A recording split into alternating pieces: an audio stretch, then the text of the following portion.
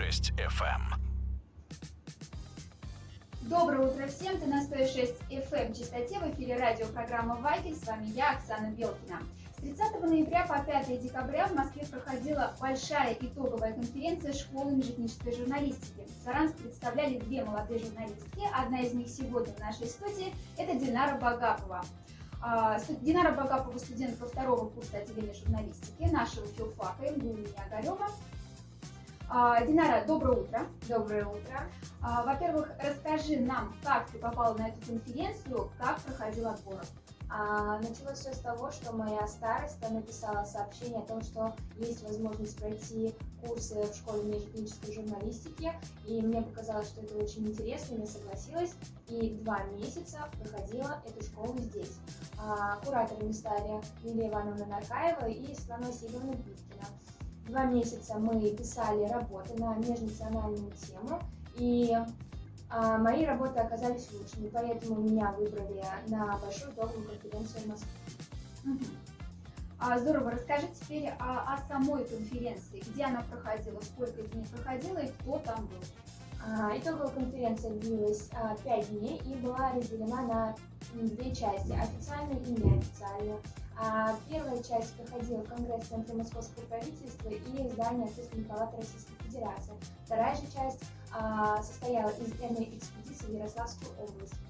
В первой части мы занимались с кураторами, с профессионалами журналистского дела, слушали их советы по поводу освещения межнациональных отношений в журналистике. Во второй части мы ездили в Ярославскую область и посмотрели много чего интересного. Динара, ты рассказала, что в Саранске тебя отобрали, выбрали, скажем так, по тем работам, которые ты написала. Чему были посвящены твои работы? Одной из самых запоминающихся работ была, я писала о тавлинской игрушке, рассказывала о том, как ее делают в Тавле, кто ее покупает. Также писала интервью с одной девушкой, коллекционером газет. И также освещала все события, которые происходили у нас в школе на местном сайте. Представили ли вы как-то Саранск на этой конференции в Москве? Да, конечно, с еще одной студенткой, чьи работы тоже оказались лучшими наравне с моими. Мы представляли Саранск, показывали презентацию о событиях, которые произошли в нашей школе. Мы рассказывали, чему мы научились за эти короткие, но полные 2 месяца. Ты сказала, что многие конференции, мастер-классы проходили в Общественной палате Российской Федерации. Кто выступал и о чем были эти выступления? В основном это были представители школ межэтнической журналистики в разных регионах России. Были представители из Оренбурга, Томска, Якутии, Москвы, Петербурга. Они говорили о том, как подавать свое «я» в журналистике, как использовать правильные слова в своих материалах. Сколько слушателей было? Из скольких городов? Насколько я знаю, было около 60 слушателей из 25 регионов. То есть это довольно большое количество молодых специалистов со всей России. Неформальная часть проходила в Ярославской области. Скажи, где вы были, в каких городах или, может быть, даже населенных пунктах?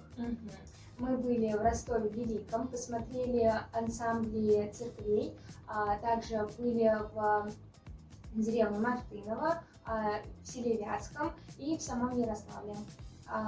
Там мы посмотрели все достопримечательности, которые только, наверное, можно было посмотреть, и съездили и в деревню, и в село, и посмотрели, как живут местные жители. Вятское, кажется, это одно из самых красивых сел России. Что было в этой экспедиции, именно в этой экскурсии? Меня очень удивило то, что в деревне вообще может быть настолько интересно и познавательно. То есть это не только церковь и магазин, и дома жителей, но и, наверное, миллиард музеев, просто посвященные чему только могло быть. Это и музей времени, и выставка Александра Олешки с Дедом Морозами со всей России. Там был музей фатеновской культуры, и это было очень интересно. Динара, что ты взяла для себя от этой конференции, общаясь с таким количеством молодых людей, журналистов?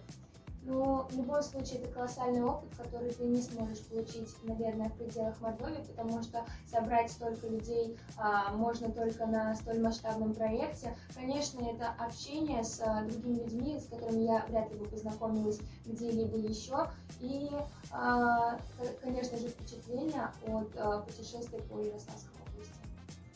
Спасибо, Динара. Я желаю тебе дальнейших путешествий и таких же побед. Я уверена, что такие талантливые журналисты еще не раз покажут себя, и рада, что именно такие, как ты, попали на конференцию в Москву, на такую большую конференцию, итоговую конференцию школы межэтнической журналистики. Также, дорогие наши радиослушатели, Динара Багапова ведет в социальной сети ВКонтакте свою группу, сообщество, которое называется «Портак Мокшекс», в переводе «Говори по-мокшански». Динара, расскажи об этом, вообще расскажи о себе. Ты русская по национальности? Нет, я метиска, у меня мама русская, а папа татарин, поэтому наполовину. Как интересно, но ты говоришь по-татарски.